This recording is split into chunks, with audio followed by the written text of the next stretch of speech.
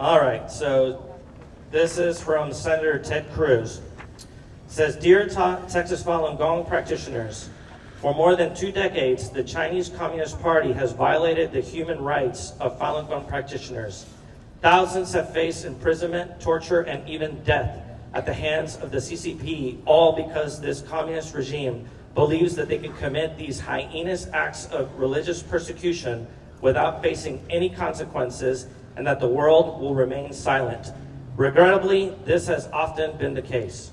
亲爱的德克萨斯州法轮功学员，20多年来，中共侵犯了法轮功修炼者的人权，成千上万的修炼人在中共手中面临监禁、酷刑，甚至死亡。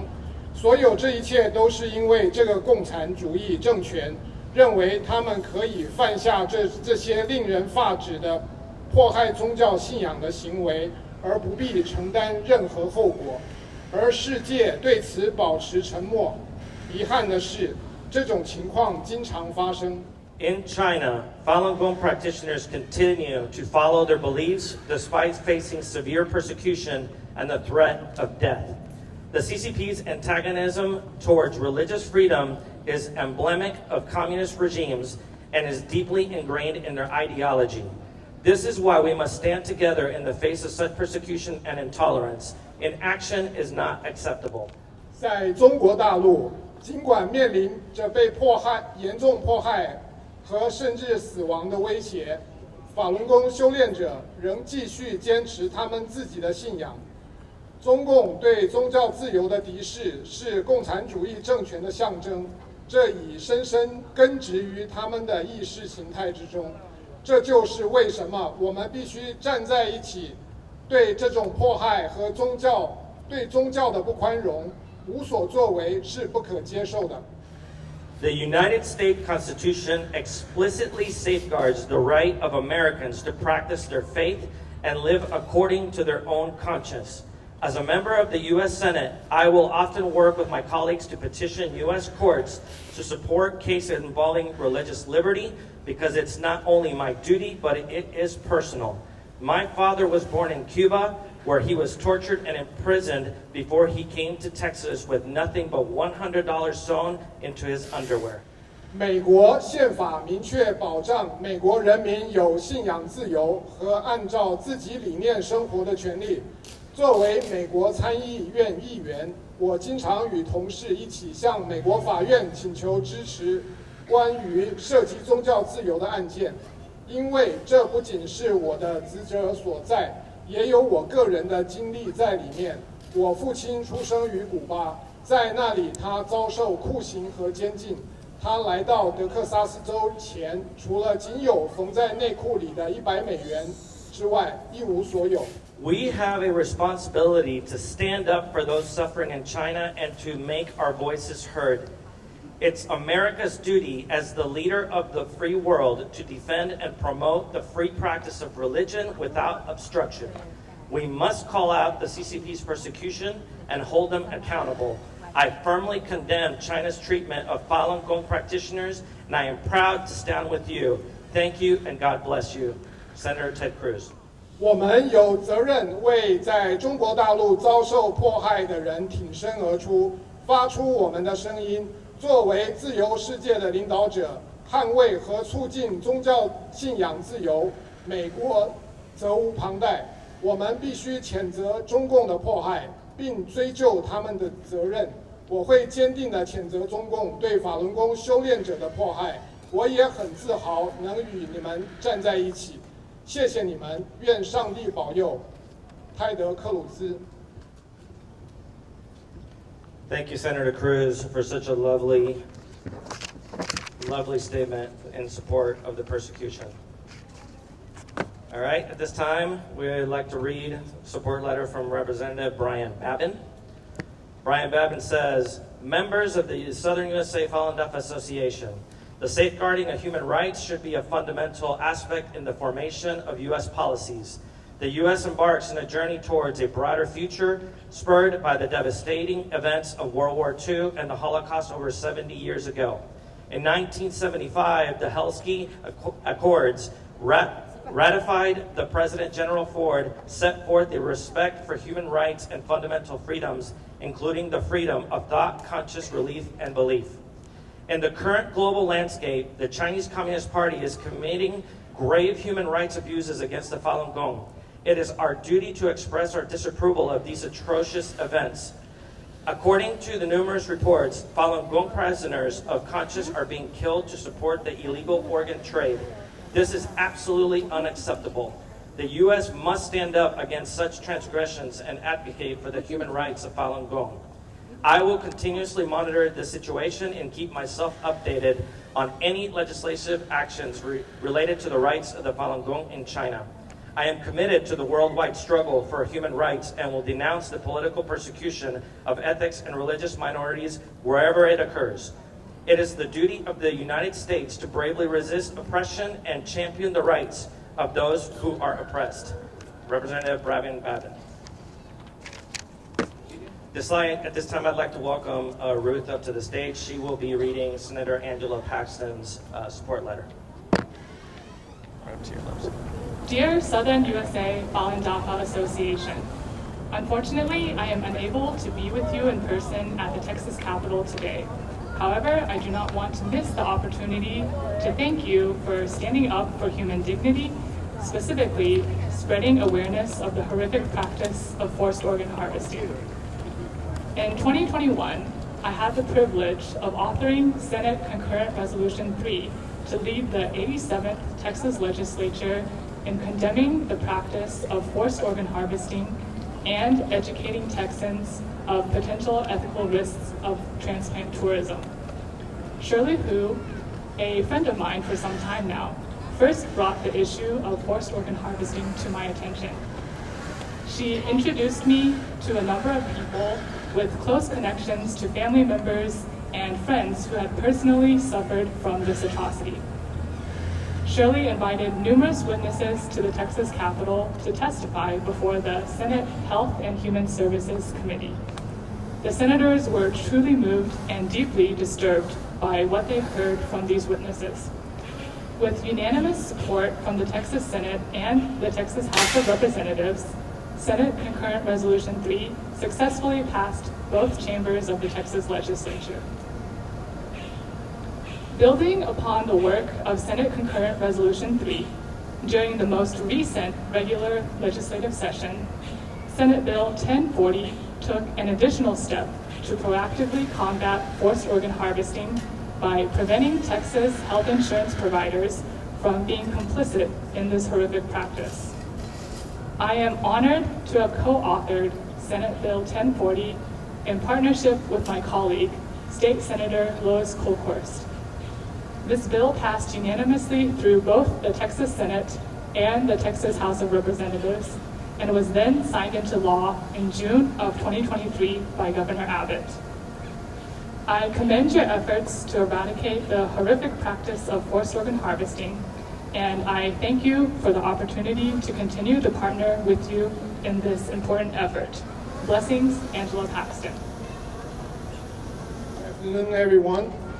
My name is Shang Yang.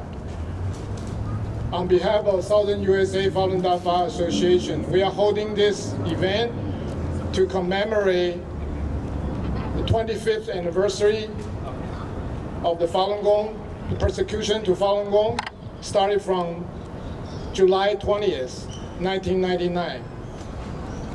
We want to use this opportunity to commemorate our fallen fellow practitioner in China,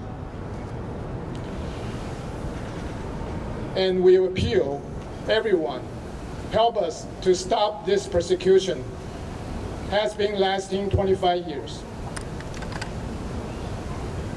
It was 30 years ago, in 1994, Master Li Hongzhi, the founder of Falun Gong, was honored by the city of Houston as the honorary citizen and the goodwill ambassador.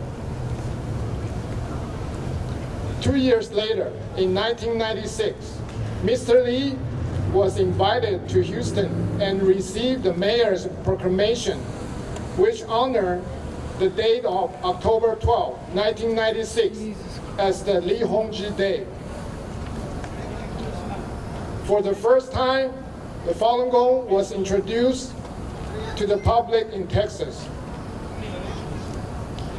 Looking back, I have to admire the mayor's foresight and wisdom that still shines after 30 years. Today, people are practicing Falun Gong in more than 80 countries, and the books are being translated in 40 languages worldwide. I feel so grateful for living in Texas, a land of freedom that allows me to keep my faith without fear. Falun Gong, also known as Falun Dafa, is an ancient practice which had effectively helped tens of millions of Chinese people improve their physical and mental health in 1990s. The teaching is based on the universal principle of truthfulness, compassion, and forbearance. As its effectiveness in healing was learned by more and more people across China, Falun Gong became so popular that many Chinese officials and their family were also practicing it. Before then, CCP leader Jiang Zemin started the persecution on July 20th, 1999. The persecution of Falun Gong has been going on for 25 years, a quarter of a century. Every single day, there are Falun Gong practitioners being harassed, imprisoned, or even killed for organ harvesting. Such appalling crimes against humanity. None of Falun Gong practitioners committed felonies or harmed anyone. They could have had a better life if the persecution never happened. But they were tortured or killed by CCP for simply not giving up their faith to truthfulness, compassion, and forbearance as a human. According to the statistic from Ming Hui, and being quoted by the China 2023 International Religious Freedom Report, published by the State Department, there are 188 Falun Gong practitioners died of persecution. 755 practitioners in prison. 3,457 practitioners got arrested. And thousands got harassed. Just in 2023. In the first 6 months of this year, 69 Falun Gong practitioners are reported being persecuted to death in China. Every year since 1999, Falun Gong practitioners outside China relentlessly appeal to their governments to help end this persecution. The Chinese state-run organ harvesting industry was first uncovered by Falun Gong practitioners. In 2020, over 900 lawmakers worldwide from 35 countries condemned persecution of Falun Gong in statement updated on Human Rights Day. Here in Texas, in 2021, Texas passed a resolution condemning China's forced organ harvesting practices. Last year, in 2023, Texas again passed a Senate Bill 1040, which prohibits health benefit plans from covering organ transplant performed in countries known to participate in forced organ harvesting like China. Recently, the U.S. Congress just passed the bill, H.R. 4132, also known as Falun Gong Protection Act. This bill is a major success of Falun Gong's 25-year-long anti-persecution movement. But this is not enough to stop CCP's killing. Today, we are here at the state capitol again to commemorate our fallen practitioners who were persecuted to death by CCP. We are here again to appeal to everyone. Please help Falun Gong practitioners in China end this persecution. Your awareness and attention can help. The Chinese Communist regime is most afraid of people knowing the truth.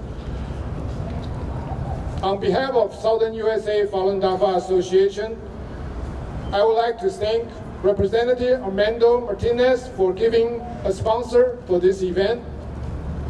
We also very appreciate all the support letters from the U.S. Senate, Congress, the Texas Senate, and House. The support letters not only relieve Falun Gong practitioners' agony under persecution, but also a big blow to the Chinese Communist regime. The persecution of Falun Gong practitioners in China must stop immediately. Help us free Falun Gong practitioners in labor camps or in prison and return human rights back to them. I'm expecting that day will come in 2024. Thank you.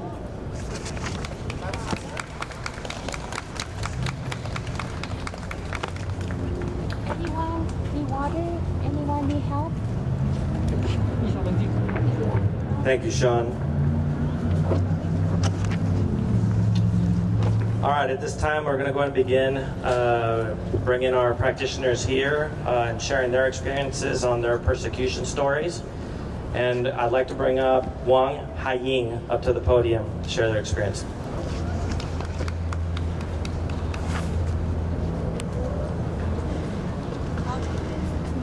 Okay. So we're going to move Wang a little different time. At this time, we're going to go ahead and bring Audrey Lam to the podium.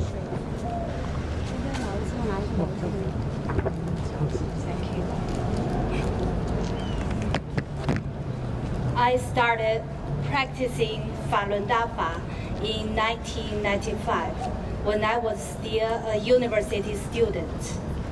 Master Li began teaching Falun Dafa in 1992, and because it is the most advanced Buddhist school cultivation practice, very powerful for practitioners' mind and body improvement, it spread quickly.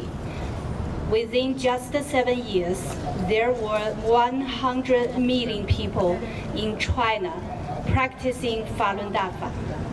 During 1994 to 1997, the Chinese government endorsed and awarded Falun Dafa for its health benefits and moral teaching.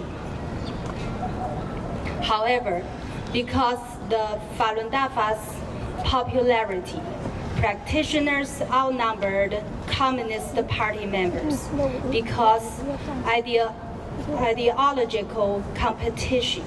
Falun Dafa promotes a revival of a divine culture which conflicted with the atheist ideology of the CCP. On July 20, 1999, the evil Communist Party of China and its leader Jiang Zemin launched a brutal persecution of Falun Dafa practitioners. At the end of the year 2000, a fellow practitioner, Jin, and I decided to go to Tiananmen Square in Beijing to testify the greatness of Falun Dafa and speak out for Master and Dafa. We bought plane tickets and flew directly to Beijing. The next morning, we headed straight to Tiananmen Square. Practitioners from all over China were displaying banners with messages like Falun Dafa is good, truthfulness, forbearance is good, and restore our master's reputation. Police and undercover police rushed out from all corners to arrest the practitioners. We steadied our minds and took out the banners we had prepared at home from our backpacks. As soon as we unfolded the banners, undercover police came rush towards us and pushed us into a police car. Later, local police came to transfer us to detention center in our hometowns. The detention center officers tried to force us to renounce our faith and sign documents defaming Master and Dafa. Jin and I vowed not to cooperate with evil. After a few days, we decided to go on a hunger strike to protest the persecution. We resolved that we were Dafa disciples. We are Dafa disciples, not criminals, and have done nothing wrong. We only drink water in the next 2 to 3 weeks, and I lost over 20 pounds. The detention center officer brought my family to persuade me to renounce my faith. At that time, my daughter was only 1 year old. My parents brought her to see me, along with my aunt and uncle. My aunt knelt before me, begging me to give up my faith, warning that opposing the CCP could endanger our lives. The CCP's evil knows no bounds. They not only persecute Falun Dafa practitioners, but also apply immense pressure on their families. I assured my family that Dafa practitioners are not wrong, and that practicing truthfulness, compassion, and forbearance is not wrong. I told them not to be manipulated by the evil forces, and the Master would protect us. After 2 to 3 weeks hunger strike, the evil forces released us. However, the persecution didn't stop there. From then on, the police from the 610 office, a Gestapo-like agency above the law, created specifically to persecute Falun Dafa practitioners, and the local police would come to my home every month to harass me and my family. They demanded that I renounce my faith, otherwise they would make my family's life miserable. After returning home, I couldn't go back to work. I stayed at home waiting for notification. About 1 or 2 months later, one day, my father came home from work, his eyes red and the tears streaming down his face. He sorrowfully said, "My poor child, they have fired you." My father was the vice president of the large state-owned enterprise which I worked for, a leader who was once very respected. He was suppressed at his workplace and faced tremendous pressure since I upheld my faith. My father became an orphan at the age of 10. He supported himself and his 5-year-old sister. He was always very strong. This was the first time I saw him cry. Losing my job didn't upset me, but seeing my father in tears made me sad. Knowing the persecution I faced, my family in the U.S. helped me apply for an immigration visa. The U.S. government granted the visa, but I was on the CCP's blacklist and couldn't get a passport. For 10 years, I was unable to apply for a passport until my name was finally removed from the blacklist. When my father and I went to the local police station to collect the passport, the 610 office police intervened again, refusing to give my passport to me. My father was so furious that his face and neck turned red. Veins on his forehead bulged. He demanded to see the police chief and insisted they explain why they were withholding the passport. Fearing my father was going to have a heart attack, the 610 office police reluctantly handed over the passport to me. I left China with my 10-year-old daughter as soon as possible. At the airport, my family was tense and silent, watching as we passed through customs and border control, finally seeing us safely leaving China. My parents wept with relief. The CCP persecution of kind-hearted Chinese people and Falun Dafa practitioners is relentless and includes live organ harvesting for profit. This unprecedented evil continues in China today, expanding its victims from Falun Dafa practitioners to Tibetan Buddhists, underground Christians, Uyghur Muslims, and even ordinary Chinese citizens. I urge the Chinese people who were deceived by the CCP's lies and violence to wake up,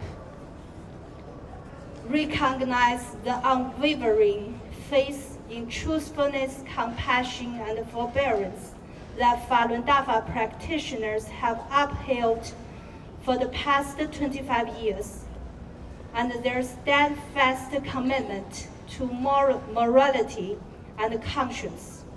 This reflects the noble spirit and integrity of the Chinese nation. Never giving up, never giving in, and never breaking down. I am grateful to the United States and Texas for giving my daughter and me a warm and safe home. I also thank the U.S. and the Texas governments, Congress, and the lawmakers for standing with Falun Dafa practitioners to fight the Chinese Communist Party's ongoing crime against humanity of forced organ harvesting and its appalling persecution of Falun Dafa practitioners. Thank you. Born on November 11, 1954 in Kunming, Yunnan, I'm a Falun Gong practitioner and a worker at the Yunxi City Bus Terminal. In China, due to my belief in Falun Gong, I have forced persecution including forced brainwashing, 3 years imprisonment, 2 years of re-education through labor, and long-term surveillance. Reports about my experiences are available on Falun Dafa related websites. Healing through Falun Dafa. I began practicing Falun Gong in July 1998. Before this, I suffered from a chronic illness like rheumatic heart disease, low blood pressure, and colitis. No other Qigong or medical treatment helped, leaving me in pain and despair. Within a month of practicing Falun Gong, all my illness disappeared, and for over 20 years, I have been healthy without needing any medication. 转法轮 answered my existential questions, helping me understand the purpose of life and the true meaning of existence. By following the principles of truthfulness, compassion, forbearance, I strive to be a better person and always consider others first. Forced brainwashing and a 3-year imprisonment. In 2001, I was illegally detained in a brainwashing class in Yunxi City. On November 8, 2006, I was arrested while distributing Falun Gong materials. My home was ransacked, and I was detained for 4 months. During this time, I went on hunger strikes, clarified the truth to other detainees, and helped them with their difficulties, leading many to quit CCP and receive reduced sentences. On August 31st, the Yishan County Court sentenced me to 3 years in Yunnan Province 2nd Women's Prison. In prison, I was tortured badly. They forced me to sit on a small bench from 7 a.m. until 11 p.m., causing the skin on my bottom broken and bleeding, causing unbearable pain. One time, after sitting until 8 or 9 p.m., I stood up and fainted. I was sent to the hospital and injected with unknown drugs. My blood pressure was shooting up over 180, and my heart felt extremely uncomfortable. In protest, I went on a hunger strike against the persecution, and I then consistently sent forth righteous thoughts. As a result, my heart condition improved, and my blood pressure returned to normal after some time. 2 years of re-education through labor. From 2009 to 2011, I and other practitioners sued the Yunxi and the Yunnan courts. On May 11, 2011, I was arrested again. My home was ransacked, and I was taken to the National Security Brigade. The police ordered me to provide a fingerprint and took a photo, but I did not cooperate. The police insulted and beat me, slapped my face, and pushed me to the ground. 4 police officers twisted my arm behind my back to take blood sample. When they took my fingerprints, I said, "This is not the place for me. Falun Gong is good. Truthfulness, compassion, and forbearance are good. Let me go." The 4 officers pinned down my hands, hit me, and pushed me. My arms turned purple, and my hands became swollen. I was first detained at number 1 detention center in Panlong District, Kunming. There were over 20 people in the cell, making it very crowded. We had to sleep on our sides, and the light was never turned off, even for 24 hours. I slept next to the toilet, which smelled terrible. I refused to respect the prison regulations or wear the prison uniform. The guards ordered the prisoner who was a drug dealer to beat me. I went on hunger strikes to protest the persecution. While in the detention center, I helped follow detainees who had difficulties, telling them about the goodness of Falun Dafa. Everyone in my cell eventually renounced their memberships in the Chinese Communist Party and its affiliate organizations. I was sentenced to 2 years of re-education through labor at the Yunnan Province, Kunming City, Dabanqiao First Woman Re-Education, through labor camp. 2 Women's Labor Camp is also a drug rehabilitation center. After being transferred to the labor camp, I was confined in a small room for over 8 months without any windows or open doors. I practiced exercise inside the room and was discovered. They persecuted me further, sending me to a biscuit factory to do forced labor. The work was extremely hard, starting at 9 a.m. and continue until 7 p.m. The biscuit factory was very stuffy, and it was hard to breathe. We were given only 5 minutes to eat, and we had to stand up while eating. The food was very poor. When we returned to the cells, we were not allowed to rest, and the persecution continued. I was forced to clean the facility until midnight. The repetitive task at the biscuit factory caused my hands to become deformed. It was like living in hell on earth. There are many more details of persecution, but I will not elaborate here. Countless fellow Falun Gong practitioners are still enduring the inhumane persecution. Due to my illegal sentencing, I missed seeing my elderly father before he passed away, which has been a deep source of pain for me. I call for the unconditional and the immediate release of all persecuted and detained Falun Gong practitioners. Thank you. Who were persecuted to death by the Chinese Communist Party, CCP. I thank the United States of America and all the people and organizations that have helped us.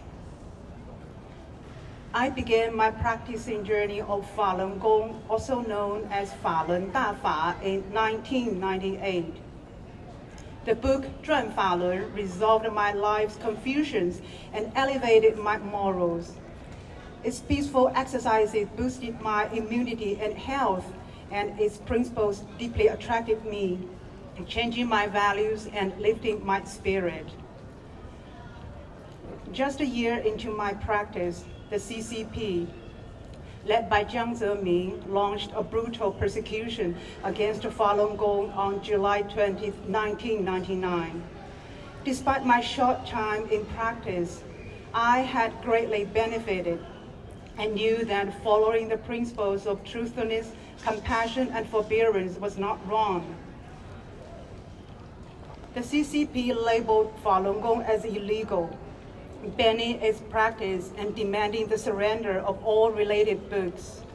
Despite an earlier peaceful appeal by 10,000 practitioners on April 25th in Beijing, the government secretly collected practitioners' personal information under the guise of understanding, only to misuse it for the subsequent crackdown.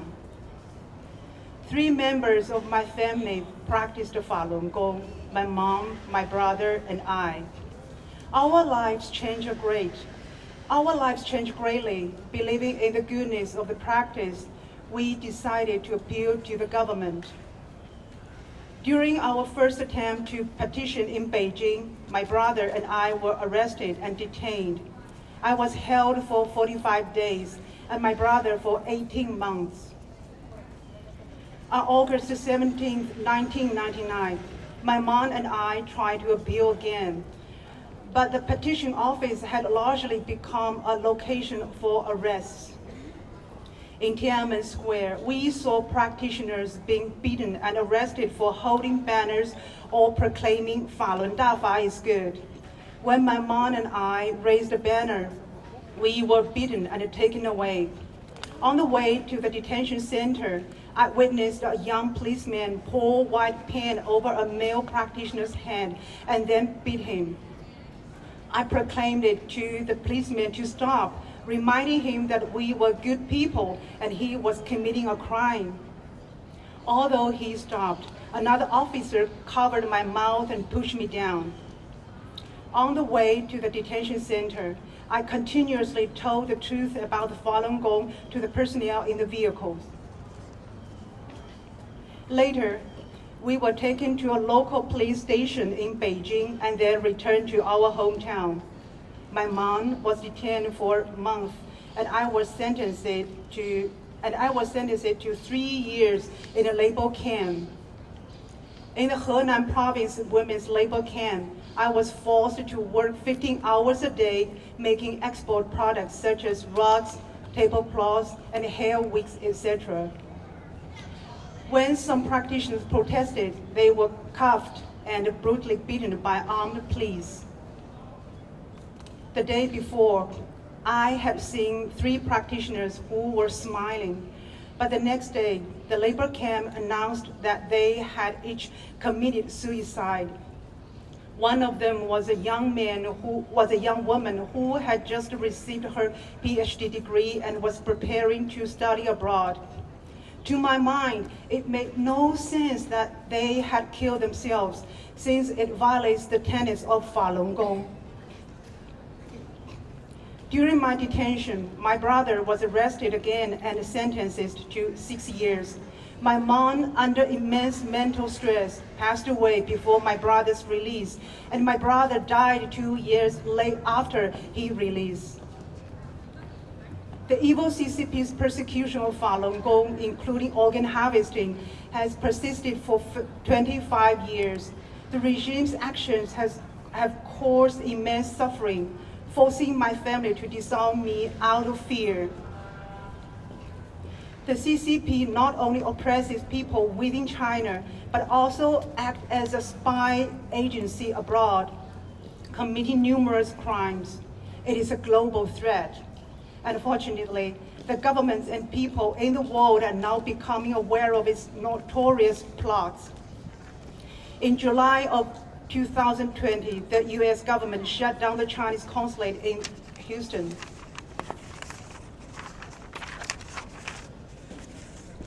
I urge American people to sever ties with the evil CCP, erase its influence, and embrace a brighter future. I'm very grateful to the US House of Representatives that passed the Falun Gong Protection Act, HR 4132. And thankful to the Texas people that passed the amendment to the Texas Insurance Code, SB 1040, which addresses forced organ harvesting and illicit transplant tourism. Thank you, Texas government. Thank you to all fellow practitioners participating today. Thank you all, everyone. It's an honor to be here today, and I give my utmost gratitude for this opportunity to be able to stand here and tell my story to more people and let them know what's been happening in China and continues to happen today. My family and I have been residents of Austin since 2010, and to put it this way, our lives have forever changed when we stepped out of the airport, because it was at that moment we realized that we have landed at a place where we no longer have to be afraid of exercising our belief freely, because in China you cannot do that, and even when we're back in Thailand, we're still very scared. Of course, my gratitude also goes to the state of Texas and the federal government as well, because it's their collaborative effort that some of the practitioners standing here in this rally today, including my family and myself, the fact that we're able to be here in the first place was because of the collaborative efforts. So now one may be wondering, what is Falun Gong and why the persecution started? And so Falun Gong is a spiritual practice originated from China, where it was founded by Mr. Li Hongzhi in 1992. And by the time of 1998, 1999, the government agency, or what we call right now the General Administration of Sport, they estimated that there were around 70 million to 100 million people in China alone practicing Falun Gong, which obviously Falun Gong was really popular, considering those numbers only came from roughly 7 years of growth. And the reason why it was so popular was because the Falun Gong, with the gentle exercises and meditation, along with spiritual discipline of truthfulness, compassion, and forbearance, significantly elevated Chinese people's physical and mental health. And this was said by the state media at the time before the persecution began. Even the Chinese Communist Party parliament chairman at the time, his name was Qiao Shi, And in an internal investigation he did in 1998, and in the letter he wrote to the Chinese Communist Party chairman, the leader at the time, he wrote in the letter, he concluded that Falun Gong, quote, Falun Gong brings no harm and only benefits to the country and its people, unquote. But the chairman, the Chinese Communist Party leader, the chairman at the time, Jiang Zemin, he did not like that conclusion. He did not like it at all. So everything changed on July 20th, 1999, when Jiang Zemin himself alone initiated and launched this persecution against Falun Gong and its practitioners. And so from this point on, this portion of the population of roughly tens of millions of people to the upwards of 100 million people were declared enemy of the government, enemy of communism, which that means any methods of mistreating Falun Gong practitioners were justified. And to illustrate the intensity and the scale, the persecution was like, metaphorically speaking, tossing a stone into a pond where the waves would continue to ripple everywhere, far and wide. The influence of the persecution affected not only those who practice Falun Gong, but also those who don't, because Falun Gong practitioners, just like any other person you see in the society, we have family members, we have relatives, we have employers, employees, and teachers or students. And just because we practice Falun Gong doesn't mean our relatives do, which in our case, for an example, in my case, for an example, my uncle and my grandparents' siblings, they don't practice Falun Gong, but they were also harassed, pressured by the Chinese Communist government, that they were presented with two choices: either assisting the government to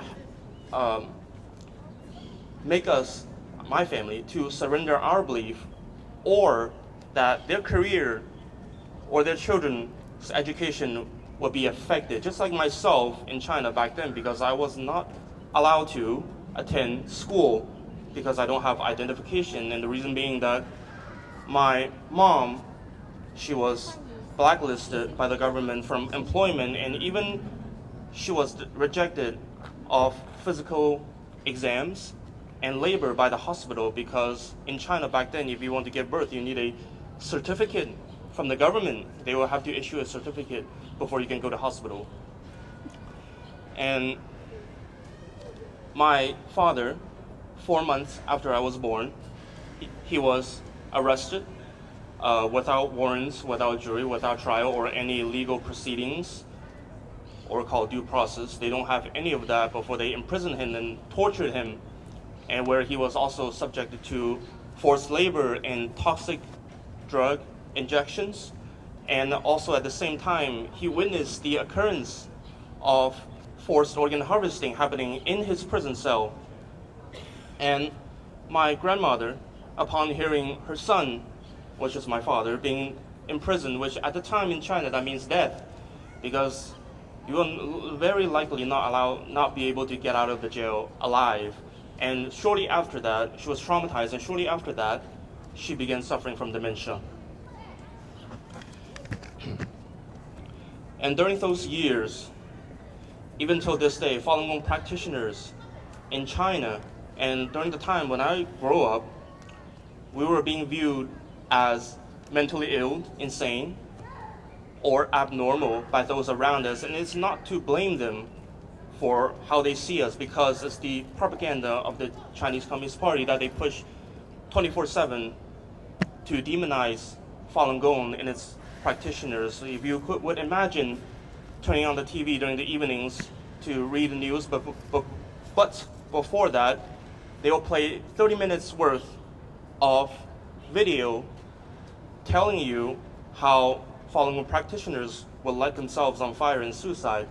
That was the case back then in China when the persecution began. 24/7, 7 days a week, they will play that.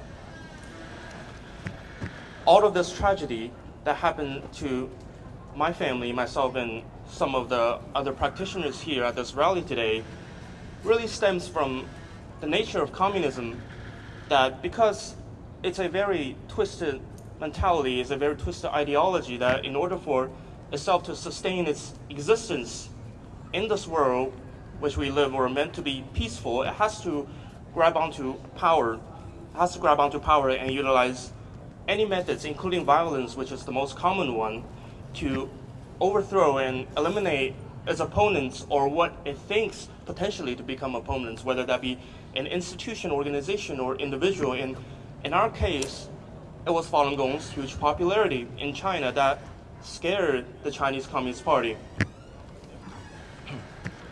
My father wasn't able to show up here today, but speaking on his behalf and my family, speaking on my family's behalf, I'd like to say thank you for your support and understanding us as we work our way to bring forth an end to this persecution. Thank you. I did all the manual labor that adults do on the farm. At the age of 24, I was so exhausted that I fell ill. I coughed up blood and could not work. I had no money to treat my illness.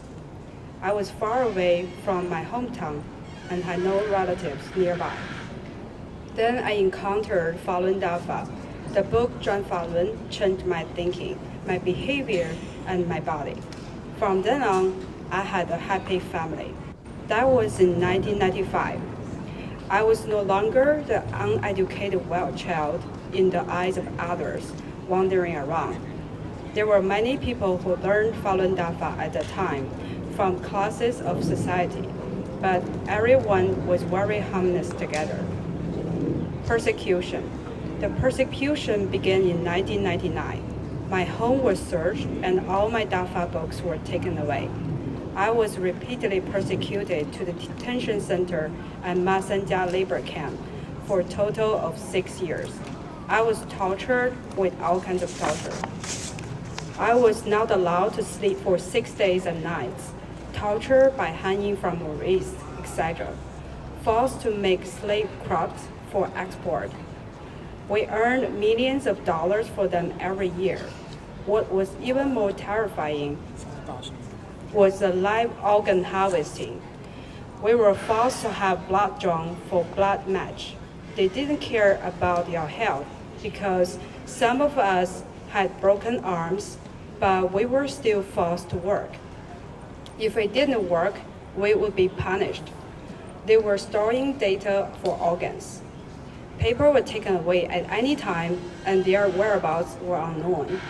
What I have said is just the tip of the iceberg. I often skipped meals so my body was weak. My organs did not meet their requirements, so I luckily passed. Here are a few examples. There was a person next door to us in the prison. I didn't know who it was, but I often heard screams. One day at noon, there was no one in the hallway. 2 other practitioners and I were isolated in another room. The windows were covered with paper. They took turns to watch us 24 hours a day. Over the 4 months, they were gradually moved by our kindness and resilience. So the people watched me show kindness, quietly open her door, and asked me to take her to the toilet. Because her hands could not untie the belt, I saw her squatted by the bed and tied it up like an animal. I saw that handcuffs had been cut into her flesh and the bones were exposed. The urine was black. There was a person named Qi Zhenhong who was tortured and became mentally ill. That day, the sky was red. None of us knows what she has been through. A drug addict told me with tears in his eyes, I have shed tears twice in my life, one for love and the other for Qi Zhenhong. There were too many examples like this to mention. It has been more than 20 years. The persecution is still going on. Dafa disciples follow the principles of Falun Dafa, truly practice themselves, and become good people and better people.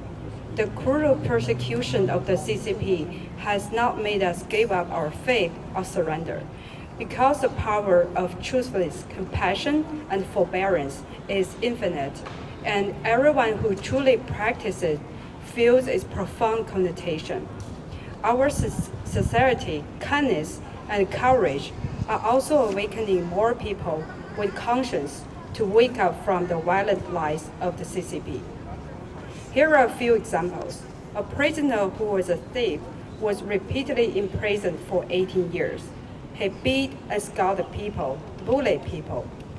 She was asked to watch me.